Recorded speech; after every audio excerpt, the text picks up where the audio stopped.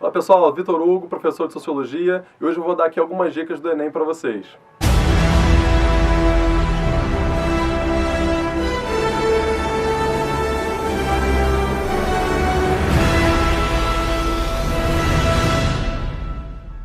Bom pessoal, na Sociologia, como vocês sabem, são poucas questões que caem no Enem, né? Mas pode fazer toda a diferença na hora de você passar, principalmente para um curso mais concorrido.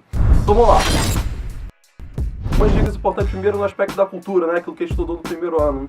Então, algumas coisas importantes são, primeiramente, conceito de cultura, né? Lembra aquilo que a gente estudou? A diferença entre a cultura para o senso comum, que normalmente as pessoas falam, e a cultura para a própria ciência, para a antropologia, né? Que tem um significado muito mais universalista.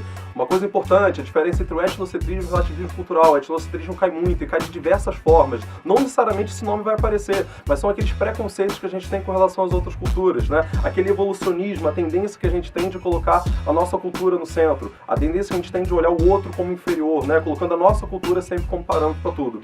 Esse item da sociologia cai de diversas formas nas questões de Enem, então é importante ficar muito atento a isso. E o relativismo cultural é justamente o contrário. É justamente aquela tendência da gente relativizar os valores da cultura, não hierarquizar as culturas e colocarem elas todas com o mesmo valor. É tentar entender a cultura do outro com o olhar do outro, com a visão de mundo do outro, compreendendo a história do outro. Lembrando que isso está relacionado também a um outro tema extremamente importante nas ciências humanas, que é a xenofobia, que cada vez mais tem sido discutido, casos no Brasil e no mundo cada vez maiores com relação a isso. Isso tem relação íntima com o etnocentrismo. A visão de quem é xenófobo muitas vezes está atrelada a uma visão etnocêntrica do mundo, onde você coloca a sua cultura como a única aceitável no mundo. E aí dentro da cultura também é importante a gente lembrar da indústria cultural, né? A indústria cultural que começou a ser estudada inicialmente na escola de Frankfurt, na Alemanha, que vai analisar a cultura aos olhos do marxismo. O que a indústria cultural analisa? A arte submetendo a lógica do lucro, a arte se transformando em mercadoria, que perderia aquela busca pelo belo, a sua essência. Esse tipo de questão tem caído cada vez mais no Enem. Particularmente, a relação da mídia com a política. Isso tem sido cada vez mais estudado e cada vez mais tem caído questões nisso nos vestibulares em geral e no Enem, inclusive. Outro assunto importante, as relações de trabalho, né? Relações de trabalho em sentido amplo. O que é o capitalismo? O capitalismo enquanto um sistema econômico, enquanto um sistema político-econômico, né? E qual a relação disso com o mercado de trabalho? A gente tem estudado cada vez mais a globalização, tem caído muitas questões disso. Em que isso impacta nas relações de trabalho, na intensificação da troca entre as empresas, a intensificação das trocas econômicas entre os países, a intensificação das trocas culturais também. E o que isso afeta nas relações de trabalho, né? A gente tem visto que, cada vez mais, a intensificação dessas trocas econômicas, acerramento da competição entre as empresas, tem gerando cada vez mais uma reestruturação produtiva, o que tem gerado mudanças, né, no mercado de trabalho. E cada vez mais tem caído questões sobre isso, é importante você saber relacionar, né, essas mudanças de âmbito econômico mais amplas com as mudanças nas legislações trabalhistas dos países. Não é um fenômeno só brasileiro como a gente estudou, né? Essas mudanças nas legislações do trabalho ocorreu no Brasil agora em 2017, vários países têm feito mudanças nas legislações trabalhistas justamente para se adequar a essa reestruturação produtiva. E o que isso significa também para as condições de trabalho? A gente estudou que, de modo geral, isso significa perda de direitos trabalhistas. O que isso significa para a nossa estrutura social? É muito importante também, pessoal, entender essas formas de estratificação social relacionadas com o mercado de trabalho, né? Essas mudanças do mercado de trabalho que a gente tem estudado têm gerado cada vez mais uma mudança na estratificação social. A gente tem verificado em mudanças nas relações de trabalho, o crescimento da informalidade, isso é um assunto extremamente importante. A gente tem crescido o desemprego, trabalhos de outros tipos, o que a gente chama de uberização da economia, isso é um ponto extremamente importante, então é importante ficar atento a isso também.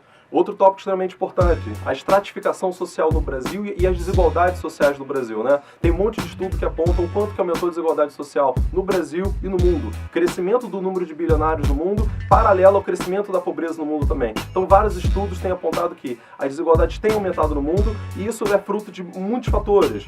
Política de impostos, a nossa história, enfim, diversos fatores. Tópico extremamente importante, pessoal, a parte da política, né, da ciência política. É muito importante estudar os autores clássicos, Maquiavel, Hobbes, Locke, Rousseau, Montesquieu, Smith, Marx. Esses caras, embora sejam autores antigos, caem com muita frequência no Enem também. E vários autores atuais, quando você pega uma questão de Enem lá, sabendo a influência teórica desse autor, você consegue muitas vezes acertar a questão. Outra coisa extremamente importante nesse tópico, também outro das ciências sociais, leia as questões com calma. Muitas vezes a resposta está no próprio enunciado. Lendo com calma você consegue já ter uma boa dica da questão. E para além dos autores propriamente, é importante estudar o estado de bem-estar social, né? Aquele welfare state que vigorou na Europa do pós-Segunda Guerra até os anos 70, mas que de certo modo ainda vigora na boa parte dos países europeus. Quais são as características deles, né? A forte intervenção do Estado na economia, forte intervenção na área social, políticas de saúde, de educação, de transporte, previdência, uma alta carga tributária para poder sustentar isso, pago particularmente pelos mais ricos, né? Essas características do estado de bem-estar social que vigora em alguns países até hoje e que vigorou em boa parte do mundo, né?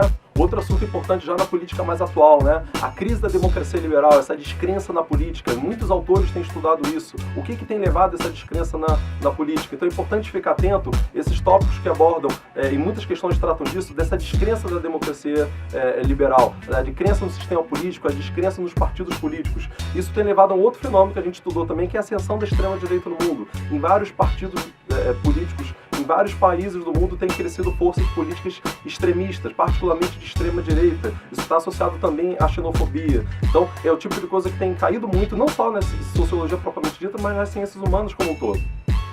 Último assunto importante dentro da sociologia, a cidadania, o estudo da cidadania, né? A cidadania para as ciências sociais, a divisão entre direitos civis, direitos políticos, direitos sociais. O que são cada um desses direitos? Como é que eles se manifestam no nosso dia a dia, nas questões políticas como um todo?